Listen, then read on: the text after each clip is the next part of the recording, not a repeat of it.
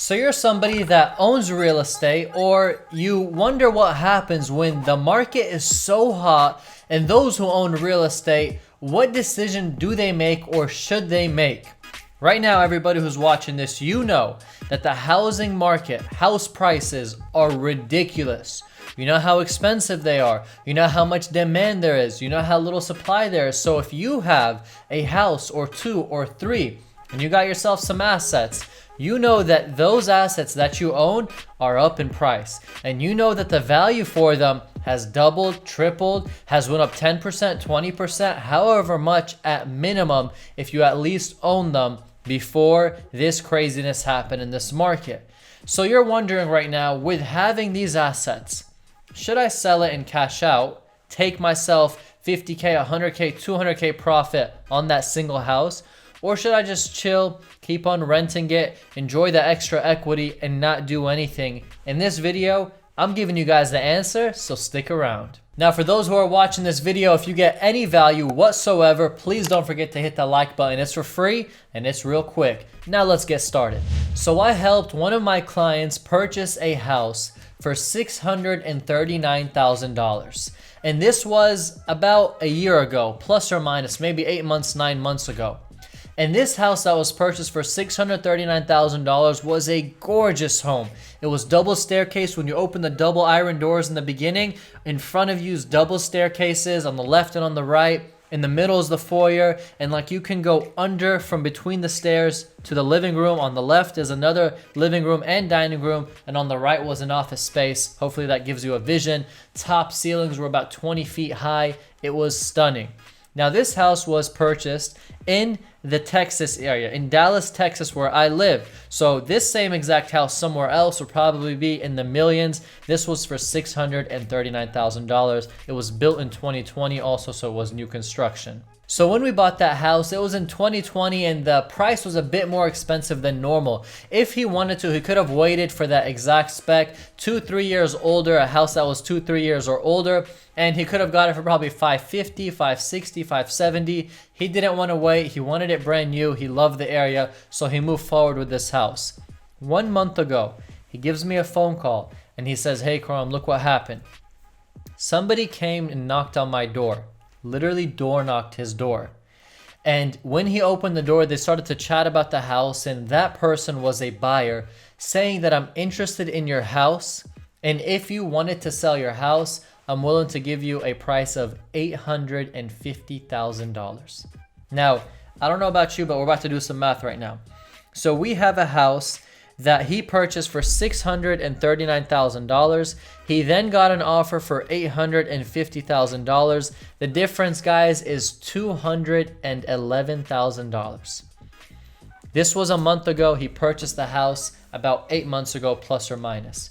Within 6-7 months, he had somebody come knocking on his door, willing to pay him more, $211,000. He then said, "I know what I want to do. I want to sell the house. I'm thinking business. I want to sell it, take that profit, and move somewhere else." But my wife said, "Hell no, we aren't moving." She already fell in love with the house. She already designed the house, furnished the house. "I'm not moving," is what she said. He said, "I want to sell." He ended up saying that I'm not going to sell because she doesn't want to sell. And of course, if you're in the markets right now, you guys also know buying furniture is almost impossible. You order it today, comes 6 months later. You order it today, comes 3 months later. What they have in stock is not what you like, and also the supply chain for making furniture is taking forever. So guys, it's not just in the housing market having low supply and high demand. It's also for furniture. It's also for cars. It's also for almost anything that you really want to get your hands on that typically would be a week or two is now months. Anyways, it was at that moment that that family had to make the decision. Do they take the $211,000 profit, or do they just settle in their house and be happy that they have that extra equity in their house? They had to make that decision, just like all of you have to make that decision when we are in a market that is this expensive, overpriced, and inflated. Yes, it's inflated. The reason why it's inflated is because basic economics, low supply, high demand. So if you have a couple of assets and you're thinking, should I sell these properties, whether they're commercial properties or residential properties, it doesn't matter. Commercial real estate is also on fire. It's also doing very well. They're also selling at low 5-6 caps, which typically in different markets will be at 8-9 caps. So they're also doing very good. So you're here trying to make a decision. It's not as easy as you make it, or you might think of it. I have 3-4 properties and I'm gonna profit on each one $50K, $100K, and we're gonna call it a day. What's gonna happen is when you profit $100K on 2-3 houses, that's $300,000 in net profit. You now have to pay capital gains tax. You now have to pay closing fees. You now have to figure out where you're gonna relocate those properties, that money that you just made, where you're gonna relocate that $400,000, $500,000, $600,000 that you have after the sale. Are you gonna 1031 exchange it? Are you gonna keep it and just look at it in the bank and pay taxes on it? What are you gonna do? Some people say, I'll sell right now in the peak, I'll wait till the housing crash happens, I'll rebuy. There is no confirmation of a housing crash, when it's going to happen, if it's going to happen. So you're going to go based off of assumption. Some people say this market can continue going up for another year, 2 years, 3 years. Some people say that it's going to crash and it's going to get down 30, 40%. And other people like me say, so long interest rates stay low, so long the forbearances, the moratoriums stay on top and the government keeps on helping, so long the markets are going to stay like this. So we're not going to sell our asset in hopes that the market's going to crash and then it doesn't crash in the near future and now you're paying taxes on it and you're just staring at it and you now lost the assets that you had and you converted it to cash, which right now people are saying cash is trash, but I made a couple of videos saying cash is king in an uncertain market. Check out those videos. I'm going to link it on the top, and then when you watch it, you'll understand why I say cash is king. So for all of you who are wondering how it works and should you sell your assets, or if you plan to buy assets, how you would deal with it in the near future, just because house prices have tripled and quadrupled for you, or you bought it in 2008 and it's now worth 3-4 times. I have a client who bought a house for $88,000 in 2009. He literally calls me the other day saying, I want to list my house. And I'm like, how much do you think you want to list it for? We do a market analysis. We check out what's happening in the area, the comparables, what's selling. And we come to conclusion that that house is now worth $399,000. Imagine that. From $88,000 to $399,000, you do the math on that. So if you're in that position and you're like, I can cash out big and make a ton of money, you then might want to think of actually making the sale rather than keeping the asset, because making 4 times your money, especially if you're believing the market's going to go down, is not a bad thing to make. Now, what he's going to do, he's going to sell that asset. He's going to 1031 exchange that asset into a different asset.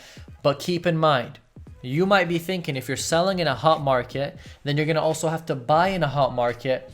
He already has a property under contract that he had for over a year. It's land, and that asset is what he's going to translate the other asset into, so it sometimes makes sense. And also, even in a hot market, you can still find good deals. You can still find opportunities. So if you lock up a property under contract, then you go list your other property to sell it for the peak price, that's also not a bad idea to do and to make. So guys, keep in mind, the housing market that we're in is crazy. The demand is insane. Inventory is low. Doesn't make sense to sell your assets or hold your assets. It's case by case. I know some clients that I have a big portfolio. They're keeping some of their assets. They're selling some of their assets. You got to assess every single one differently and make sure that you know what it is that you are doing. In my case, I have a couple of properties personally, and I'm assessing to actually sell them, 1031, and roll the money. And in fact, maybe not even 1031, but just pay the capital gains tax, because it just makes more sense to me